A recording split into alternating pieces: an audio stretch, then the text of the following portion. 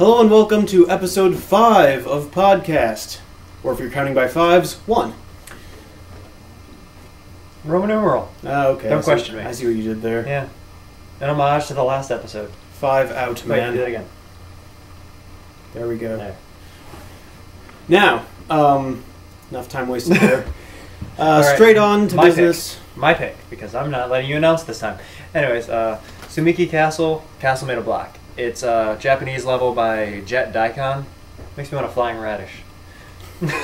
But anyway. Go ahead. It's an extremely simple design visually, but the level is actually really complex. There's a lot of like little hidden doors, things like that you got to worry about. And a lot of the puzzles are based on actually like tipping things over or pulling things to get them to a certain spot so you can climb up. Little hidden areas, all that. The only problem is because it's a physics-based level and there's no reset button on things that you knock over, you can trap yourself and have to restart the level. But it's relatively, the parts where you can screw it up are early on, so restarting isn't too big of a problem, but it'd be better if you could just grab something to reset the physical parts with an emitter. Looks like a Little Big Planet 1 level. Could be done in Little Big Planet 1, but this is a Little Big Planet 2 level, and I can see the spots where they did use logic, but definitely one to check out. It's a very cool looking level. It reminds me of little kids building blocks, the way they did it. Sort of like you're playing on a tabletop, which I think is very cool. Yeah. And now for the Durman pick. Yes, now for my pick. See? My pick is Pencil Plains by JDS Frog. This level looks and plays a lot like a Little Big Planet 1 level as well. The only things that really aren't in Little Big Planet 1 are bounce pads. But for the most part, it's all stuff that you can use in Little Big Planet 1. But that's cool. I mean, there's no point in dropping all the stuff that you could do in Little Big Planet 1 in favor of the newer stuff just because it's newer. Oh, and talking about looking like it's on a tabletop, they actually made this look like it's on a tabletop using the 50-layer glitch, and you can't go all the way forward, which is nice. I thought I could run off the left side at the beginning and found out that it was the 50-layer glitch, so... Oh, yeah. Very, very well done. Looks very, very nice. Level design's great. There are some very clever bits with bounce pads and that sort of thing. And there are little paintballs sitting around the level that look kind of like point bubbles. So you try to grab them and you just get covered in paint. Which, they also did, they didn't just place out the prize bubbles. These are actually very well placed and hidden, and they're prizes you actually kind of want, too. Mm-hmm. Yeah, especially at the end, which was a really good thing they did. Putting the paint bubbles I just mentioned are all in a nice little row so that you can collect them and use them as you wish. Very nice things to have around. Because you know that was probably early on one of the comments. I want the prize, I want the paint bubbles, I want the paint bubbles. Fine, have the paint bubbles. Yeah. The only problem with this level is that apparently when he played it, there were emitters throughout the level that emit paintballs that drop down. When I played it, they didn't work. Like, there are these spots where you can see that there should be emitters and they should be going off, but I never had any paintballs falling on. I assume he played the level and forgot to rewind and create mode after he edited it. But yeah, so that would be a... And now it's the... It's the click of the mouse that isn't working. It's the podcast pick. Okay. Okay, the podcast pick this week is Carp by O Terra. Sounds fishy. It does. And it is... No, never mind. It's another Japanese level, and the level itself is Japanese-inspired visually. At least I feel it is. They used a lot of the Japanese stickers. And yeah, you kind of have a traditional Japanese design aesthetic, which looks very nice. All rice paper walls. Mm-hmm. Well, the look they're going for anyways is rice paper walls and just... Yeah, the level is very minimalistic and very elegant. They only used a handful of materials throughout the entire level, which is a feat in and of itself. Which is very good if you want a complex level, because the less materials you use, the less thermometer you use. Yes. And they did something that needs to be done a lot more often, and that is they actually made working stairs, which apparently can be done by rounding the point off the stairs. You can just run up the steps. Yeah. Which is another sign, use the grid, people. Yeah, use the grid. But if you on this level, there are several sets of stairs, and if you hold the directional stick in the correct button, or in the correct direction, you just run right up the stairs. No pressing X required. It looks really weird if you time it wrong, though, because you'll spasm up the stairs. Yeah, but you kind of running this way, and then you start doing this when you're weird. Got to be careful. Yeah. There are a few problems. Well, they're more aesthetic things than anything. Yeah. Like for example, there is a section in the middle where a vehicle appears and chases you. Very the wedding style, last level of the wedding. Yeah. Kind of doesn't fit in with the rest of the level. It's got kind of a heavy metal album aesthetic to it. It does. Very on fire for one thing, and it's all made out of like a dark blue iron. So yeah, and it it's just chases cool, you across but this bridge, and if you time it wrong in 2-player, you get smashed.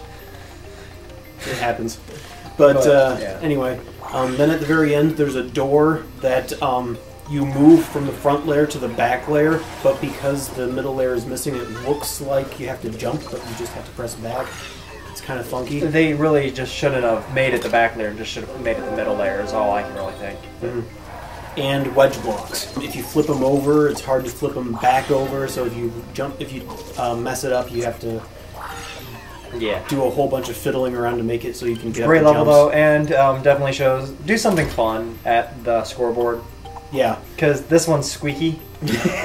It's just enough to... You're there for like 10 seconds, so do something to fill it. Make sure your scoreboards are interesting to look at. Anyways, we're kind of rambling. Yes, we are. Yeah. Moving on to the M&M pick. This week...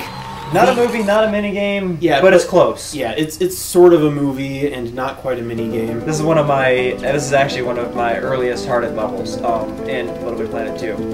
It's Rollover Umatsu. I'm not good at reading U's by Smeared Ink. It's a piano. It's a giant piano. It's beautifully made. No 50-layer glitch done. It's just a matter of perspective. They didn't use a music sequencer. They didn't do anything like that. It's just using emitters and dropping down water drops onto a keyboard. It's great. You don't have to sit there and watch the whole thing, though. You can run off. You can go swimming while the water dripping from the ceiling fills the room with water, which is a very nice little visual thing. Doesn't really have a whole lot of effect on how the level plays, but it's very cool. Oh, and the theme fits really well too. The song that it's actually playing is Farm Boy from Final Fantasy VII, which is composed by Nobu Uematsu. Which I did know that. Yes. I did know that part. And on top of that, there's little Easter eggs throughout the level. Like if you go all the way off to one side, there's a pirate ship, and then the scoreboard's off to the other side.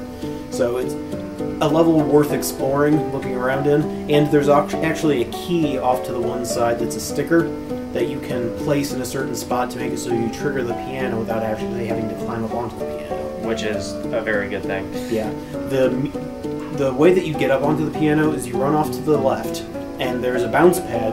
You leap up onto a music stand, which is opening and closing. And if you stand in the wrong spot, it can crush you. So I'll just tell you guys right now, the moment you land on it, move to the front layer. Yeah. That's all I can say, is just move to the front layer. And you won't be crushed. For footage for this, because you can't hear the music, we're going to have a link to another YouTube video, which is going to be hidden, and only viewable from this link. But it's going to be the whole playthrough of that level, just because it's a gorgeous level. And we'll probably do this more often, I think, if we choose any cinematic ones. Yeah. We'll probably do this. So either an entire playthrough or a direct link or something. But anyways. Yeah. That's it for our picks for this week. News. This Bunch is a of news. Big section this week. So we got to kind of hurry through this. We got a better camera, as you've hopefully noticed. If you haven't, you're blind. And I don't know why you're watching this, because you're probably not playing Little Big Planet. Sorry, blind people, but it's a fact. We're also changing part of our schedule. I play Little Big Planet by sense of smell, so... Impressive. I'm a Little Big Planet wizard. Ah. Isn't it a twist? Anyway, schedule change, as he was saying. Now we are no longer going to be having both fan art and comments and creators every single week.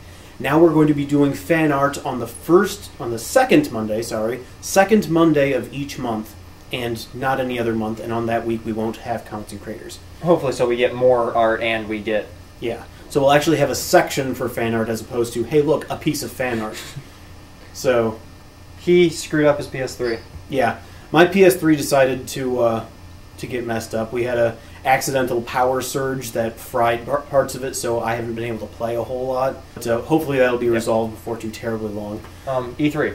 E3 was this week, which was very exciting. My opinion, Sony won. That's not even a fanboy thing. Sony won. I'm a Nintendo fanboy at heart. I mean, the PlayStation 3 is great. It's currently the best system out there, but I'm still a Nintendo fanboy. But they announced some Little Big Planet stuff. They kind of messed with us at first because we got a 10-second clip, and then they later showed the whole Little Big Planet Vita game, which has no name yet, but it's there. And that is getting the Toy Story DLC, I think. I'm pretty sure that's the Vita. I don't know if that's going to come back or how that's going to work, but that was in there. See, I'm hoping that I'm hoping that the Vita game will have new costumes and whatnot, and you'll be able to transfer them to the PS3 game. Yeah, true. So I hope that it's both ways. So anyway, then there's also there's Cats DLC, there's Dogs DLC, Those Toy are out. Story. Those two are out. Yeah, and then Toy Story and Infamous should be coming out before too terribly long. Another Infamous, not the same one, which... Yeah, so that'll be exciting. Which we got that news thanks to LBP2 blog, which we are going to be adding to a new credits I'm working on. So yes, and also the Move DLC should be coming out before the end of the year, which is exciting. So yeah, for all of that stuff, the DLC stuff, check out Little Big Planet 2 blog. They've got all the information that you would ever want to need. Okay. So, fan art this week. The people, our lovely followers on Twitter have decided to start up a contest, which is very exciting. Yes. So, if you want to be judged for that particular contest, get your entries to us by the second Monday of next month. Email only, and give us your PSN name. We need that. If you don't send us that, we aren't going to show it.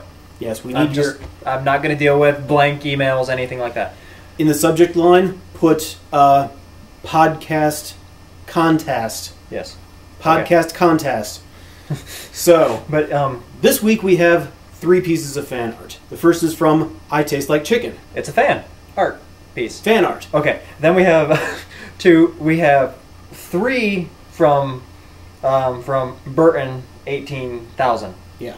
It's drawings of us, and then a Little Big Planet build of a pod, assuming breaking through the atmosphere with fireworks and sparks and stuff, which looks really cool. I actually watched him build this. Terribly pretty. But yes, thank you for that, and we appreciate it. Mm-hmm. Sticky notes this week is very quick and easy thing to do.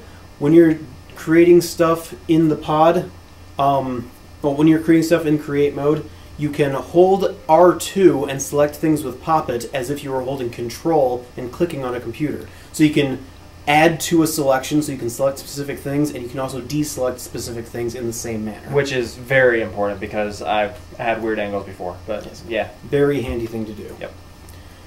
And that is it for this week. So stop by the website, podcastlbp.com. Check out our gallery levels, and obviously send us fan art. Levels to Twitter. Level links to Twitter. We aren't going to go and hunt down your profile. It's a bit more work than we'd like to do. Yeah, so don't send us your PSN ID. Just send us level links via lbp.me. Yep, and that's it. Yep, that's it. See you next week. Have a great week in the cosmos.